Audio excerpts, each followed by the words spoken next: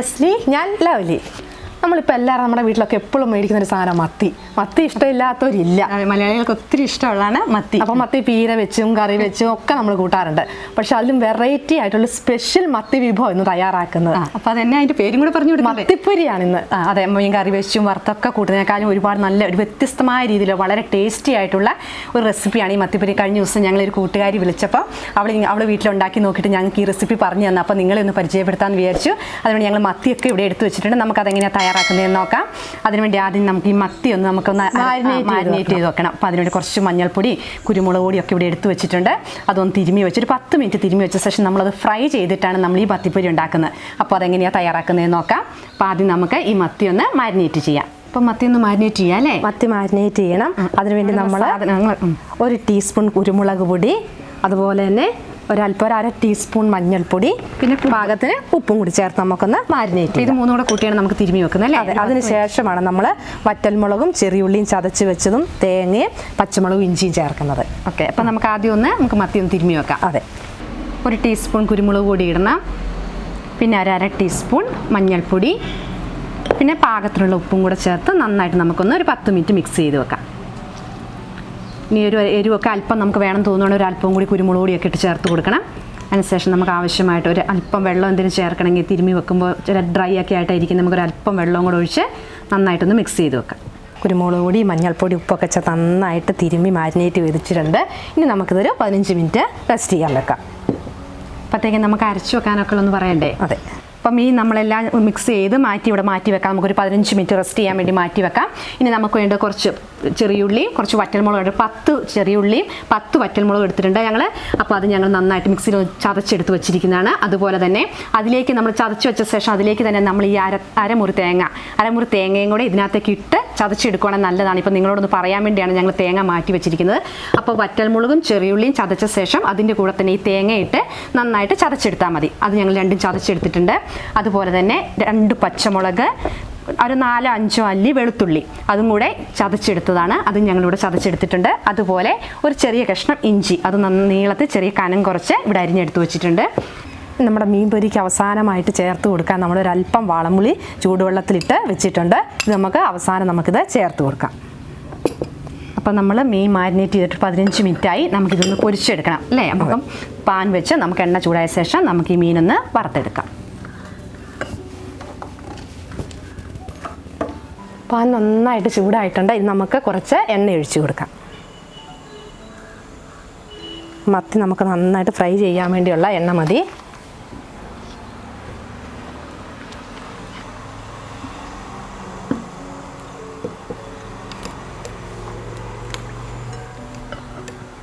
നമുക്ക് മത്തി ഓരോന്നായിട്ട് എണ്ണയിലേക്ക് ഇട്ട് കൊടുക്കാം.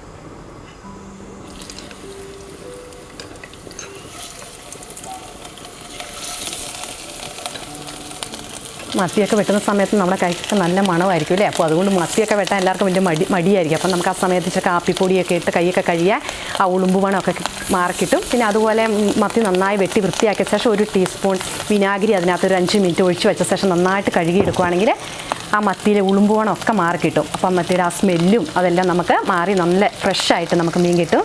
അപ്പോൾ നമുക്ക് ഒന്ന് പൊരിച്ചെടുക്കാം മത്തി.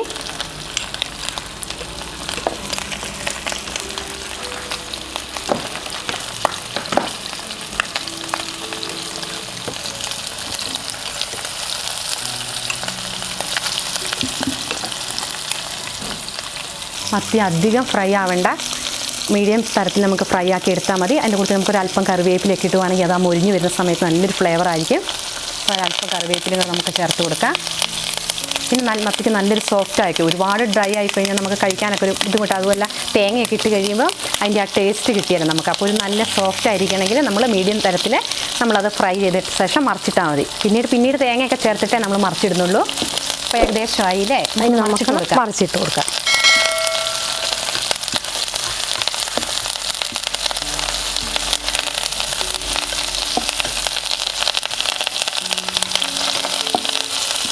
കറിവേപ്പിലയുടെ ആ കുരുമുളകിൻ്റെ ഒക്കെ നല്ലൊരു മണം വരുന്നുണ്ട്. എല്ലാം മറിച്ചിട്ട് കഴിഞ്ഞോ? എല്ലാം മറിച്ചിട്ട് റെഡി ആയിട്ടുണ്ട്.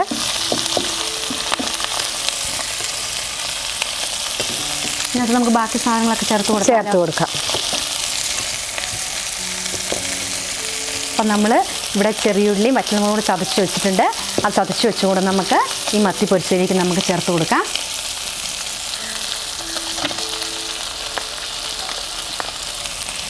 അതുപോലെ തന്നെ ഒരു അരക്കപ്പ്, ഒരു അരമുറി തേങ്ങ അത് നന്നായിട്ട് ഒതുക്കിയതാണ്, ഒന്നിച്ചൊതുക്കി എടുത്താൽ മതി. അതും കൂടെ നമുക്ക് ആ പൊരിച്ചതിനകത്ത് നമുക്ക് ചേർത്ത് കൊടുക്കാം. അതുപോലെ നമ്മൾ പച്ചമുളകും വെളുത്തുള്ളിയും കൂടെ ചതച്ചത് അതും ഇട്ട് കൊടുക്കാം.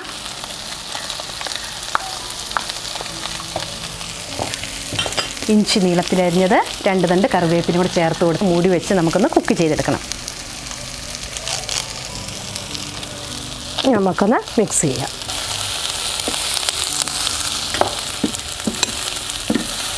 ചെറു തീയിലിട്ടിട്ട് വേണം നമ്മളത് പതുക്കെ സാവകാശം മറച്ചിട്ടിട്ട് മത്തി പൊടിഞ്ഞു പോകാതെ വേണം നമ്മളത് ഇളക്കിയെടുക്കാൻ. ഒരു 5 മിനിറ്റ് നേരം നമുക്ക് മൂടി വെച്ചിട്ട് അത് കുക്ക് ചെയ്തെടുത്താൽ മതി. അപ്പോഴത്തേക്കും നമുക്കത് കുക്കായി കിട്ടും. അപ്പോൾ ചെറുതീയിൽ ഏറ്റവും സ്ലിമ്മിലിട്ടിട്ടേ നമ്മളത് കുക്ക് ചെയ്തെടുക്കാവുള്ളൂ.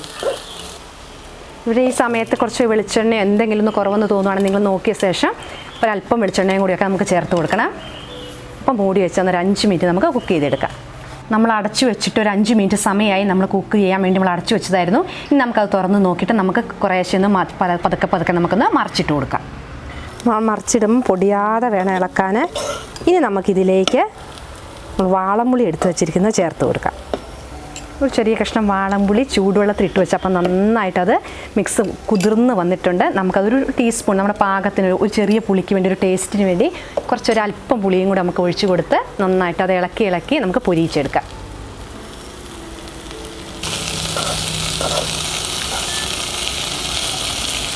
നമുക്ക് ഉപ്പൊക്കെ ഈ സമയത്തുണ്ടെങ്കിൽ ഒന്ന് നോക്കണം. കേട്ടോ, ജസ്റ്റ് ഉപ്പൊക്കെ കുറവാണെങ്കിൽ നമുക്ക് തേങ്ങയിലൊക്കെ ഉപ്പൊക്കെ പിടിച്ചിട്ടുണ്ടോ നോക്കിയിട്ട് നമുക്ക് വേണമെങ്കിൽ നമുക്കൊരല്പം ഇട്ട് കൊടുക്കാം.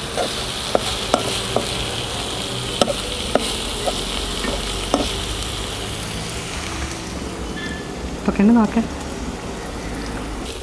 മത്തിപ്പൊരി ഇവിടെ റെഡി ആയിട്ടുണ്ട്. നമുക്ക് സ്റ്റൗ ഓഫ് ചെയ്യാം. നമുക്കൊരു സെർവിംഗ് ബൗളിലേക്ക് മാറ്റാം.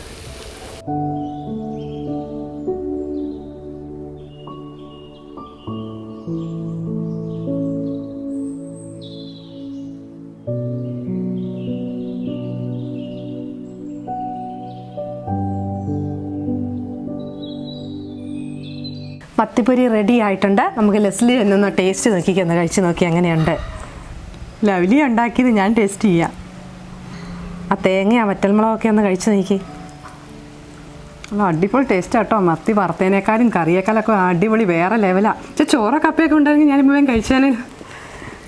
വാളംപുളിയുടെ ഒക്കെ ആ പ്രത്യേക ടേസ്റ്റ്. മീൻ മൊരിഞ്ഞ് ഇങ്ങനെ ഇരിക്കണം കേട്ടോ. ഇതുപോലെ ഒന്നും അടന്നും പൊടിഞ്ഞൊന്നും പോയിട്ടില്ല. എന്നാൽ ആ തേങ്ങാപ്പീരയും ആ വറ്റൽമുളകും ചെറിയുള്ളിയും എല്ലാം കൂട്ടി കഴിച്ച് കഴിയുമ്പോൾ നല്ല ടേസ്റ്റ്. വെച്ച് ചോറൊക്കെ ഉണ്ടെങ്കിൽ ആ ചൂട് ചോറിൻ്റെ കൂടെ വെച്ച് മോരുകറിയൊക്കെ കൂട്ടുവാണെങ്കിൽ വേറെ കറിയൊന്നും വേണ്ട.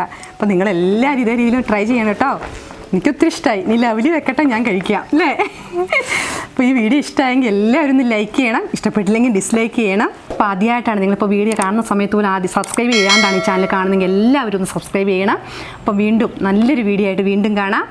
ബൈ.